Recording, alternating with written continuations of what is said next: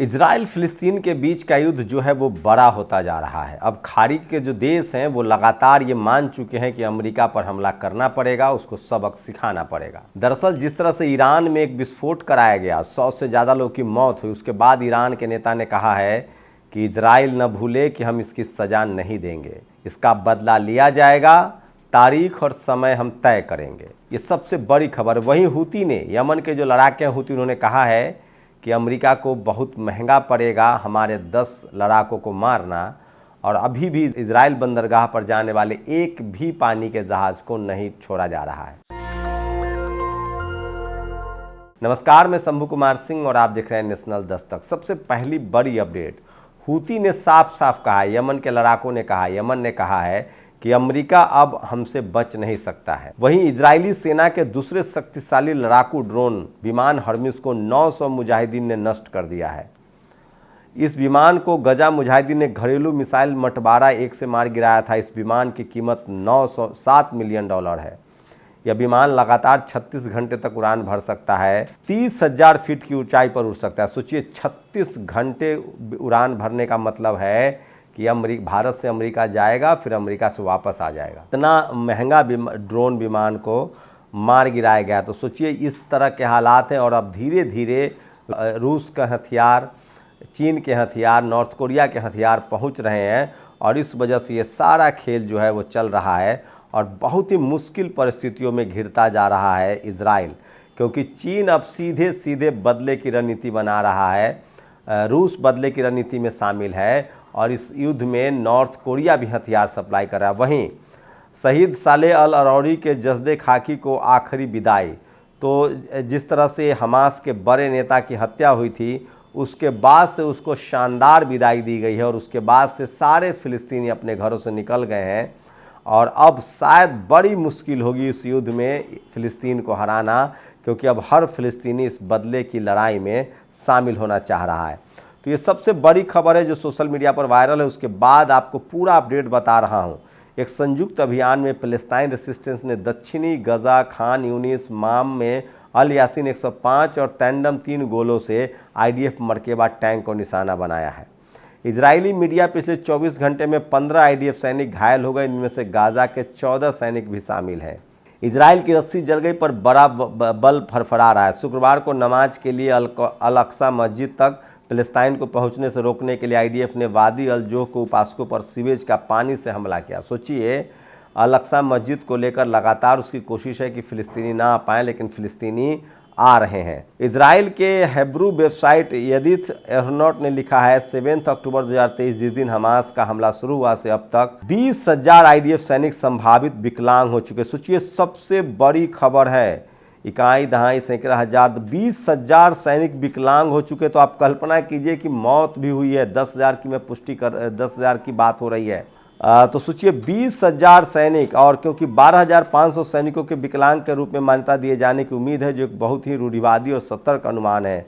अंदाजा है कि अनुरोध 20,000 सैनिक अब तक उस हमले में इंजर्ड हो गए हैं। और सोचिए, तो शहीदों की संख्या, जहां इजराइल जो अपने आप को सुपर पावर कह रहा था, उसने निर्दोष 20,000 फिलिस्तीनियों को मारा है, 25,000 तो अपने सैनिक गंवा चुका है। 20,000 सैनिक तो उसके विकलांग हो गए हैं, और उसके बाद आपको बता दें कि हज़ारों सैनिक मारे गए हैं। ये सबसे बड़ा अपडेट है। क्या कोई आईडीएफ से पूछेगा कि उन्होंने बाल्टा, वेस्ट बैंक में इसलिल चौक पर आक्रमण करने की कोशिश की, तो उसकी सेना का क्या हुआ है?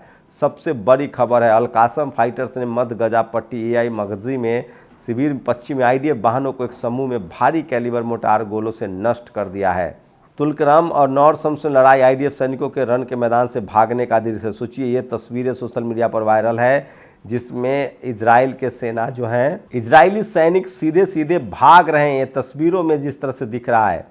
और आईडीएफ हमास के बीच मध्य गजा और दिल अरबिरा में ज़बरदस्त गोलीबारी चल रही है। तमाम बड़ी खबरें हैं। और तुलकेराम के बाद फिलिस्तीन रेसिस्टेंस अब नेबुलस बलाटा में भी आईडीएफ से लड़ रहा है, और लगातार सबसे मजबूत दौर में है। नेबुलस ईस्ट बलाटा शिविर पर रेसिस्टेंस सेनानियों और आक्रमण करने वाले आईडीएफ बलों के बीच सशस्त्र झड़पें शुरू हो गई हैं। इस लड़ाई में भी शौर्य की महान गाथाएं लिखी जाएंगी। तुलकेराम के बाद फिलिस्तीन रेसिस्टेंस ने अब नेबुलस बलाटा में सोचिए तमाम तस्वीरें। नेबुलस बलाटा में जो सबसे ज़्यादा इजराइल जहां मजबूत था वहां भी अब लड़ाई शुरू हो गई है। और लेबनान इजरायली सीमा पर एआई मरज साइट के आसपास इजरायली सैनिकों के एक समूह का निशाना बनाने वाले इस्लामिक प्रतिरोध का ऑपरेशन का दृश्य है। तो इजराइल पर सबसे बड़ा हमला हो रहा है और ये दुनिया भर में अब सबकी नज़र में है कि इजराइल एक लंबी लड़ाई के बाद इस युद्ध में अब हार रहा है। पैलेस्टाइन रेजिस्टेंस द्वारा गजा पट्टी में कई भारी कैलिबर मोटार गोले के साथ हमलावर आईडीएफ सभाओं पर भारी गोलीबारी की है।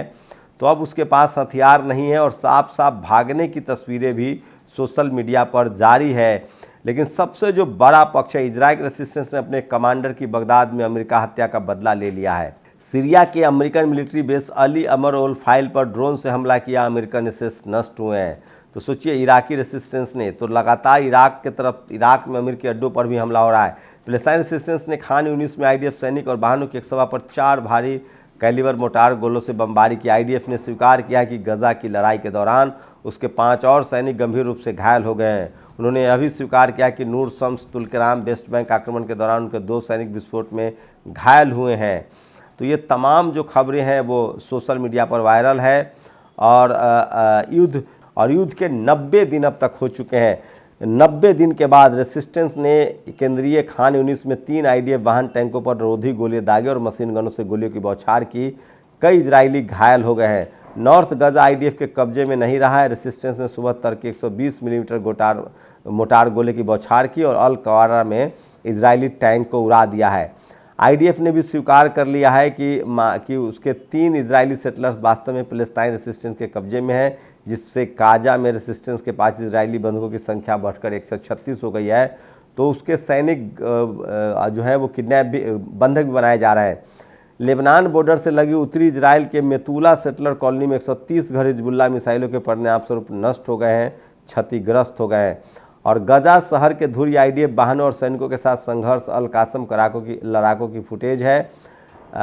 तो सोचिए लगातार लॉन्चर से भी लड़ाई चल रही है।